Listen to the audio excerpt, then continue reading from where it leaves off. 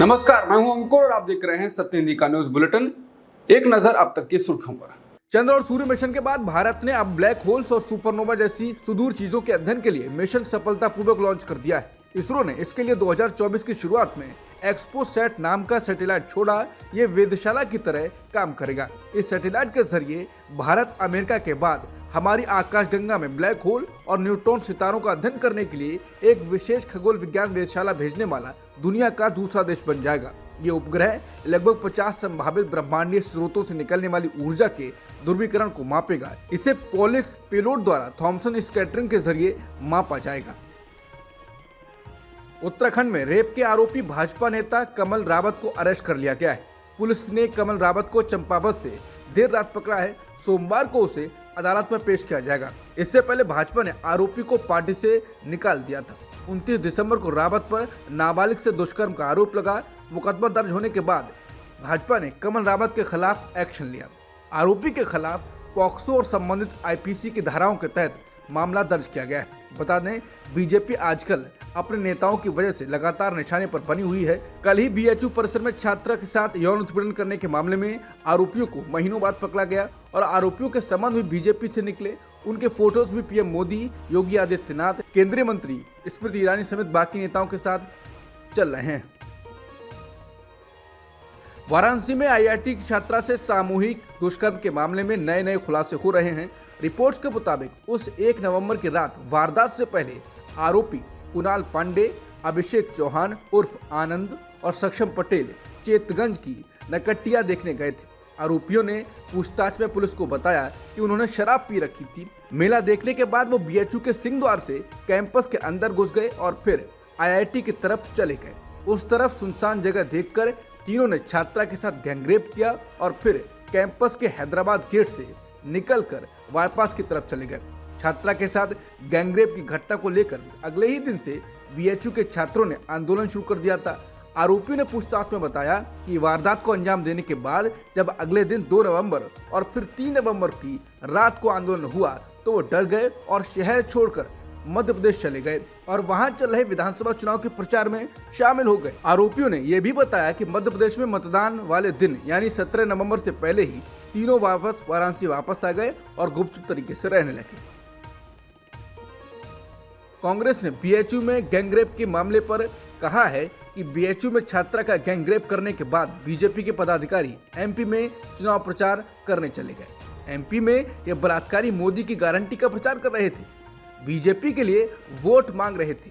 कांग्रेस ने कहा बीजेपी के पदाधिकारी पहले भी लड़कियों के साथ छेड़खानी करते रहे थे। इन्हें उम्मीद थी कि ये मामला भी दब जाएगा। इसके साथ ही कांग्रेस ने आरोपी की तस्वीर केंद्रीय मंत्री स्मृति ईरानी के साथ ट्वीट की है और लिखा है, महिला एवं बाल विकास मंत्री के साथ मुस्कुराता बलात्कारी।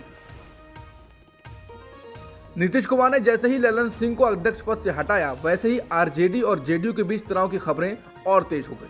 रिपोर्ट्स के मुताबिक ललन सिंह की आरजेडी से बढ़ती नजदीकी के कारण ऐसा कदम उठाया गया। इस बीच इंडियन एक्सप्रेस की रिपोर्ट के मुताबिक बिहार की महागठबंधन सरकार में तनाव और बढ़ रहा है और इसी वजह से राज्य के डिप्टी सीएम तेजस्वी यादव ने अपना ऑस्ट्रेलिया का दौरा रद्द कर दिया है। आरजेडी के नेता ने इंडियन एक्सप्रेस को बताया कि अपने मुख्य नेता को देश से बाहर भेजकर पार्टी राज्य की राजनीति में अनिश्चितता के बीच कोई खतरा मोल नहीं लेना चाहती। उन्होंने कहा कि तेजस्वी ने दिसंबर में 4 मौकों पर मुख्यमंत्री के साथ मंच साझा नहीं किया था। ये हमारे तनावपूर्ण संबंधों का संकेत है। मुख्यमंत्री अपने डिप्टी सीएम को कुशासन को लेकर प्रत्यक्ष और अप्रत्यक्ष तौर पर शर्मिंदा करते रहे। हालांकि एक अन्य नेता कहते हैं कि मतभेदों के बावजूद विधानसभा में संख्या बल के कारण नीतीश गठबंधन के साथ ही रहेंगे। वो कहते हैं कि आरजेडी, कांग्रेस और वामपंथी दलों के पास कुल मिलाकर 114 विधायक हैं, जिसमें बहुमत के लिए 8 विधायक कम हैं।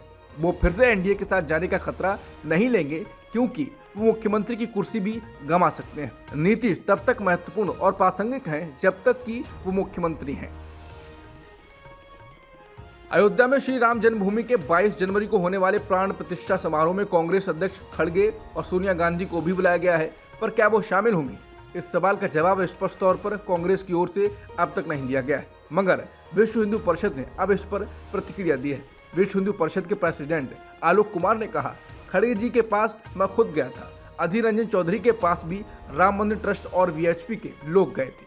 नृपेंद्र मिश्रा जी सोनिया गांधी जी को निमंत्रण देने गए थे। हमने विपक्ष के नेता को जब निमंत्रण दिया तो प्रधानमंत्री को निमंत्रण देने में क्या आपत्ति है? अगर राजनीति होती तो विपक्ष के नेता को क्यों देते? अगर राजनीति करनी होती तो सोनिया जी को क्यों बुलाते? वो बोले, मैंने बार बार ही कहा है कि अगर वो आएंगे तो हम सम्मान से उनको स्थान देंगे, उनका स्वागत करेंगे। बाकी बड़ी पार्टियों के अध्यक्षों को भी बुलाया गया है। ये कार्यक्रम पूरे देश का है, सबका स्वागत है। अयोध्या में श्री राम जन्मभूमि मंदिर के मुख्य पुजारी आचार्य सत्येंद्र दास ने शिवसेना यूबीटी प्रमुख उद्धव ठाकरे की उस टिप्पणी पर कटाक्ष किया है कि उन्हें रामलला के अभिषेक समारोह के लिए आमंत्रित नहीं किया गया। उन्होंने कहा कि निमंत्रण केवल उन लोगों को भेजे गए हैं जो भगवान राम के भक्त हैं। उन्होंने कहा यह कहना बिल्कुल गलत है कि बीजेपी भगवान राम के नाम पर लड़ रही है। हमारे पीएम का हर जगह सम्मान होता है, पर राजनीति नहीं है, ये उनकी भक्ति है। दिल्ली के मुख्यमंत्री अरविंद केजरीवाल ने अब कहा है कि जनता की भलाई के लिए उन्हें जेल जाना ही पड़ेगा। मुख्यमंत्री अरविंद केजरीवाल अपनी पार्टी की नेशनल एग्जीक्यूटिव और 12वीं नेशनल काउंसिल की बैठक में बोल रहे थे। न्यूज एजेंसी पीटीआई के मुताबिक उन्होंने कहा कि हमारे जो 5 नेता जेल में हैं वो हमारे हीरो हैं, हमें उन पर गर्व है। उन्होंने कहा कि अगर आप बच्चों को अच्छी शिक्षा देने और गरीबों का मुफ्त में इलाज करने की बात करेंगे तो जेल जाना ही पड़ेगा और हमें इसके लिए तैयार रहना होगा। उन्होंने कहा कि अगर हम सफल नहीं होते और कुछ अच्छा नहीं करते तो हमारी पार्टी का कोई भी नेता जेल में नहीं होता और आज हर कोई अपने परिवार के साथ खुश होता। नए साल पर लोग एक दूसरे को बधाई और शुभकामनाएं दे रहे हैं। इस बीच कांग्रेस महासचिव प्रियंका गांधी ने देशवासियों को बधाई दी है। हालांकि उन्होंने ट्वीट कर इजराइल हमास युद्ध में मारे गए लोगों का भी जिक्र किया है। उन्होंने कहा, नए साल के जश्न पर हम एक दूसरे को शुभकामनाएं दे रहे हैं कि हमारा जीवन में प्यार, शांति, हंसी और अच्छाई से भरा रहे।